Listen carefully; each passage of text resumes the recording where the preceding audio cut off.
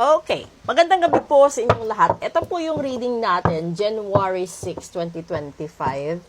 This is our healthy reading 039. Kung magtataka ho kayo kung bakit nasa gabi ako nagre-record, kasi kapag umaga ho, marami ho kasi ako walk-in na nagpapa-reading, tapos yung iba talaga nagpapa-home service ng magpapagamot, yung iba magpapahula, kasi sa dami nila minsan, ako na yung pinapapunta nila sa mga bahay-bahay nila. Yung iba naman, bedridden, yung iba nakakomatos, yung iba nasa ospital. Kaya hindi ako halos magkanda-ugaga sa morning schedule ko. At dito ko na ginagawa sa hating gabi yung episode para fair na yung mga suki ko na nag-aabang ng daily reading at general reading nila, meron, 'di ba? So, kukuha tayo dito ng isa. This is all about your health. And you have to speak with the truth in order for you to achieve your goals. Ayun. Alam mo kasi, no, kung ikaw yung tipo ng tao, this is the Ace of Swords. You have to go straight with that. Kasi kung ikaw yung tipo ng tao na marami kang kinikim-kim na galit, marami kang itinatagong lihim, at marami kang nagawang pagkakamali sa ibang tao na hindi alam ng pamilya mo, hindi alam ng asawa at mga anak mo, hindi alam ng kaibigan mo, kahit ng karelasyon mo, or kahit business partner mo, katrabaho mo, kaklase mo. Diba, kalimitan, magtataka sila. Bakit ka biglang nagkaganyan? Hindi naman nila alam na may dati kang karamdaman, hindi nila alam na may dati kang problema. At isa sa pinaka-stressful na takbo ng buhay is yung hindi mo kayang sabihin ang katotohanan. Pinakamaganda example dito is yung wagas na pagmamahalan. 'Di ba? May childhood friend, kunwari kayo. And then, magkasabay kayo siyempre, lumaki hanggang ng elementary, high school. Yung iba kasi, hindi naman pinapalad na makapagtapos ng kolehiyo. Yung iba nga, hindi nga makatapos ng high school, di ba? Depende yun sa takbo ng buhay. Kasi marami din naman na mga magulang na salat sa lahat ng bagay, pero naigapang kahit papaano yung pag-aaral ng mga anak. Ngayon, ito yun. No? Yung pagsabi ng katotohanan is pagtanggap din ng katotohanan. Kasi, kung hindi mo kayang tanggapin na mahirap ka, at hindi mo kayang tanggapin yung bagay na wala sa'yo, meron sa iba, dun lalabas yung pagiging magnanakaw, pagsisinungaling, pandaraya, dahil sa mga ginagawa. Pero, ang number one na problema mo dito, paliit na paliit ang mundo mo. Hindi ka makakagalaw dahil darating ang panahon, marami ka ng atraso sa lahat ng tao.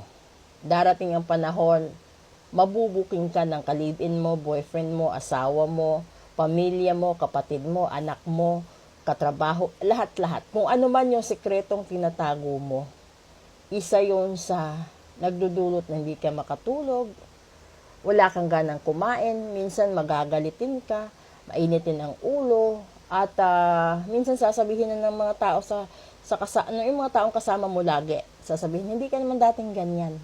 Diba? Kasi, hindi mo kayang sabihin ng harap-harapan sa kanila kung ano yung mga ginagawa mo, hindi mo rin maamin sa kanila. At ito yung nagkakaroon ka ng breakthrough dahil yung puntong nag-shutdown yung brain mo, parang hindi mo na kayang i-work on yung logic. Diba? This is the type of situation na parang pakiramdam mo, nanunuyo na, wala ka ng swerte, no? Paunti nabubuko ka ng tao. At yung pinakamasama, kapag nagsinungaling ka. At ito yung opposite side, ha? Kapag ikaw nagsabi ka ng katotohanan, magagalit ang mga tao. magagalit ang mga karelasyon mo. Kaibigan mo, katrabaho mo.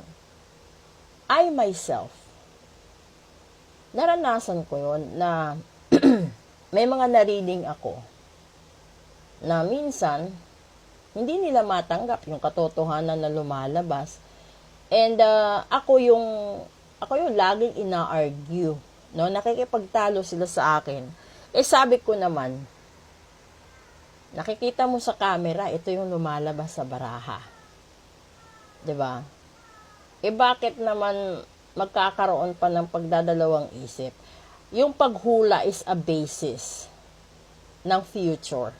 Or probably the next 24 hours, the next 48 and 72 hours for a week or so. Pero ito, ibig sabihin, this is an Ace of Swords, isang araw lang. So, mangyayari ito na mabubuko ka sa lahat ng mga ginagawa mo, lahat ng sekreto mo, at mai-stress ka, madidepress ka, magkakaroon ka ng anxiety. Worse, yung iba talaga magkakaroon ng total breakdown. Kasi, kung ayaw mong masira sa mata ng ibang tao, huwag kang gumawa ng pagkakamali. Mas mainam pa na tanggapin mo kung ano yung totoo. 'Di ba? Kasi kapag lalo mong ini-elevate yung sarili mo para maiwasan yung katotohanan, lalo mong nilulubog ang sarili mo sa malaking kumunoy. So, para maingatan yung kalusugan mo, no? Kasi maraming tao namamatay sa hindi tamang pagkakataon dahil sa kalusugan ay yung fluctuation ng pumping ng heart mo and then affected yung lungs mo going down through your internal organs. Ganun yun. So, para ding isang buong pamilya, 'di ba? Subukan mo magkaroon ng third party. 'Di ba hindi na normal yung tulog mo? Hindi na rin normal yung pakikipag-usap mo sa karelasyon mo, kalibin mo, asawa mo. Pati yung sa mga yung focus mo sa mga anak mo, iba na din. Lalong-lalo na unang makikita ang observation doon. Bugnutin ka, nagmamadali ka, tapos yung budget na puputol. Minsan wala na talaga, 'di ba? So, ito yon. Ibig sabihin, 24 hours from now, lalabas ang katotohanan. So, kung ikaw yung may pagkukulang at iiwanan ka, yun na yun. Pero, ulitin ko okay lang yun kung normal. Paano kung yung iba, ginawan ka ng ritual, manifestation, barang kulam, sumpa, gayuma, ganun. Kasi dahil nga sa social media, ang daming tao na nag-a-attempt gumawa ng mga libreng pampaswerte, obsession spell, or whatever type of spell. Ito yung sasabihin ko uli sa mga baguhan sa account ko, sa page ko. There is a big difference from a spell to a ritual. Yung spell kasi is temporary at may balik. Kaya magtataka ka, imbes na swertehin ka, nagkandamalas-malas ka. At magtataka ka na imbes lumapit siya sa'yo, magkandamalas-malas ka. Yan yung kinakatakot ng iba na baka may balik. The ritual is not.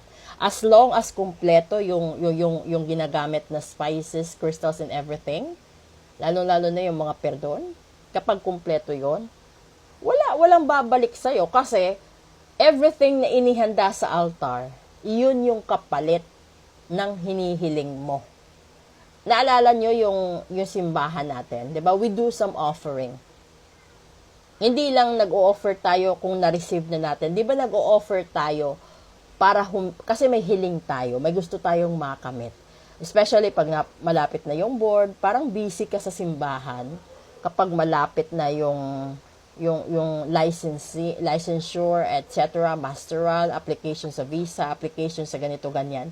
Di ba mas napapadalas ka sa simbahan kapag nakuha mo na yung gusto mo, bumabalik ka pa ba? And that is the truth. Mas sakit. Pero depende, may tao rin kayang tanggapin yan. Okay? Good morning!